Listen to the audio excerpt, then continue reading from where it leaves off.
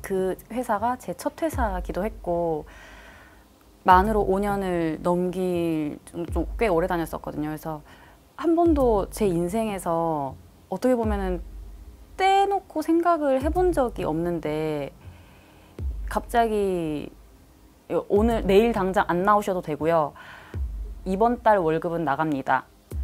위에서 내려주시는 명단을 보고 한 명 사인받고 또 명단 받아서 한 명 사인받고 또 명단 받아서 인사팀 분들은 아마 계속 내내 그 일만 하셨을 정도로 하루 종일 잘라내셨죠.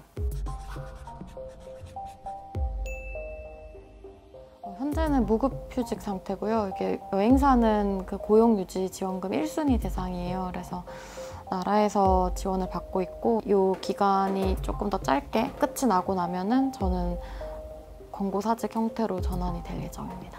유럽 전문 여행사고요. 예년처럼 시작이 되게 바쁘고 분주했기 때문에 올해도 진짜 많이 바쁘겠구나 라고 생각했는데 갑자기 유럽이 빵 하고 터지고 나니까 회사가 정말 어려워지기 시작하면서 제일 먼저 했던 거는 인력을 줄이는 일이었고 5년차에서 11년차 더 20년차 동료들이 좀 많은 편이에요. 정말 미안하지만 지금까지 정말 수고 많았어 라는 얘기를 다 듣고 싶었다고 하더라고요. 저도 물론 마찬가지고요. 그런 거 없이 정말로 통보. 내가 더 이상 사회에서 필요하지 않은, 회사에서 필요하지 않은 존재구나 라는 생각이 들었고 유럽에 있는 바이어에게 의류를 납품하는 수출 영업 부서에 있었는데 이제 유럽에서 코로나가 심해지면서 가게 문을 안 열잖아요. 옷을 팔 데가 없으니까 대금 지급이 안 되고 그러니까 뭐 회사는 돈을 못 받으니까 수익이 남지 않는 팀을 계속 유지할 수는 없다고 판단을 해가지고 원래는 그거보다 많은 숫자를 계획을 했었는데 제가 알기로 이틀 정도에 걸쳐서 결론적으로 한 20-30명 정도가 권고사직을 당했고 당일 해고 그냥 그날 오후 3시에 저는 통보를 받고 그냥 그렇게 나와버린 거거든요. 내가 마지막에 이런 모습을 하려고 그동안 그렇게 힘들게 버텼나? 해고를 당하기 바로 2주 정도 전에 새 직원까지 뽑았었어요. 한참 코로나가 터졌을 당시인데도 불구하고 이제 회사에서 대표님이 새 직원을 뽑았으니까 그래 그래도 이 정도까지 버틸만 하구나, 미래를 위해서 무엇을 준비할까를 되게 열심히 회의를 했어요. 또 특정 직원이 회사를 이직한다고 말을 하니까 우리가 이걸 계속 버텨나갈 수 있을까라고 대표님이 혼자 고민을 하셨었나 봐요. 이제 저희 사업부는 4명이 있는 회사였고 그래서 그 한 친구가 빠져버리면 타격이 크니까 이제 본인이 생각했을 때는 안 되겠다 싶어서 이직을 하겠다고 생각했던 그 친구한테 월요일에 해고를 하고 그다음에 저희한테는 화요일에 해고를 했어요. 막막했고 사실 멘탈을 부여잡는 일을 많이 했던 것 같아요. 그 날 이후가 되니까 이제 일단 알람을 다 꺼버렸고 아침 알람을 다 꺼버렸고 뭘 해야 할지 이제 스스로 결정해서 해야 되는데 한 일주일 정도는 거의 뭐 계획을 세우지 않았던 것 같아요. 일주일 동안은.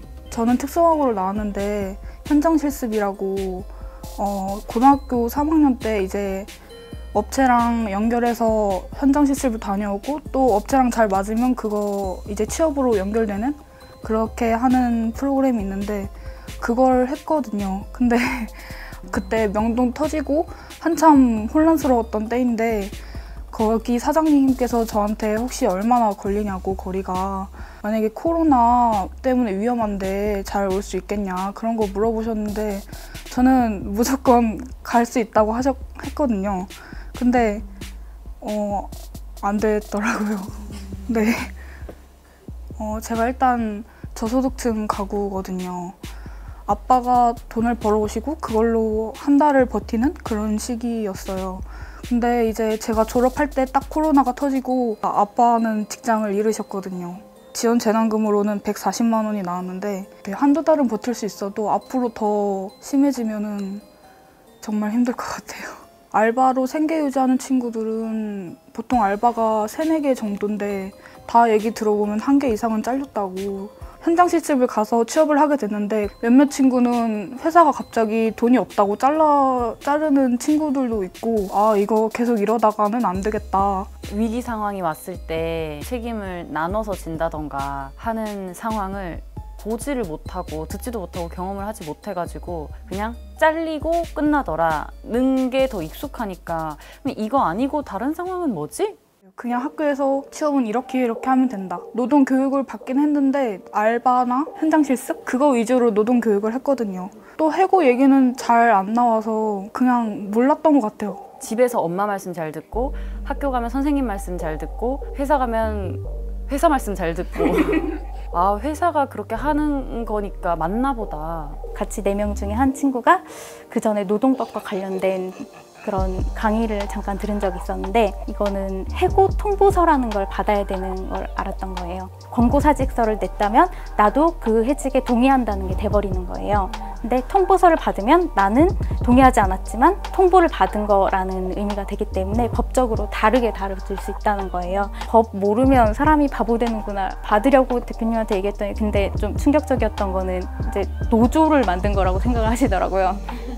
저희한테 말로 안 통하니까 이메일로 며칠까지 마음이 바뀌었다면 권고사직서를 제출하기 바랍니다. 이렇게 메일을 보내신 거예요. 그래서 저는 제가 사직하는 게 아니라 통보를 받은 거니까 제출하지 않겠습니다 하고 메일을 회신을 하긴 했죠.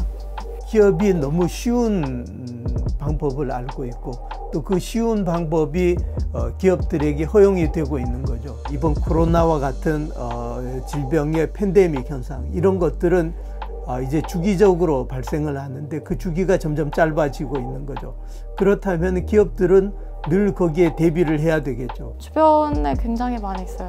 제일 많은 건 프리랜서, 태권도 사범 아니면은 피아노 강사 같은 친구들은 기간 동안에 학원이 운영을 안 하니까 직업이 없게 되고 제일 많이 했던 게 쿠팡 알바.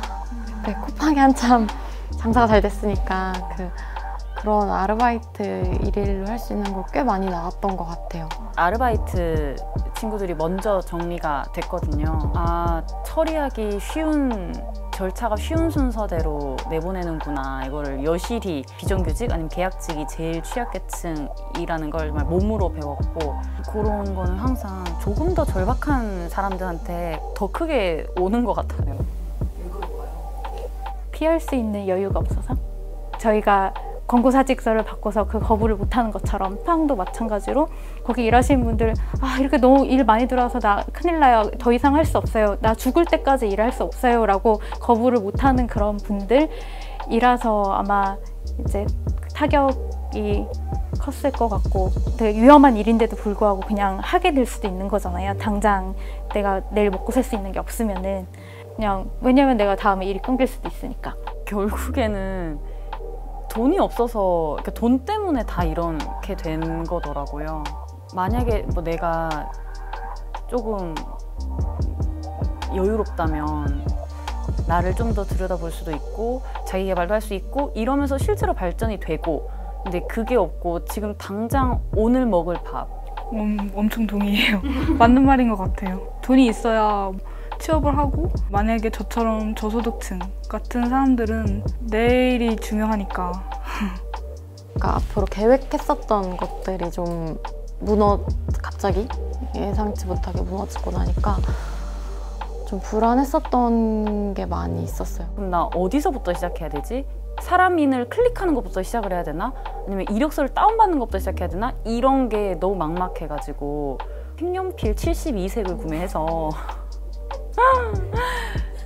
그림을 그려보고 청소도 엄청 열심히 하고 막 약품 써서 하고 막 그랬었거든요. 근데 왜 이렇게 사람들이 공무원 시험을 선호하고 내 친구들, 내 후배들, 내 선배들 다 그렇게 목을 매지?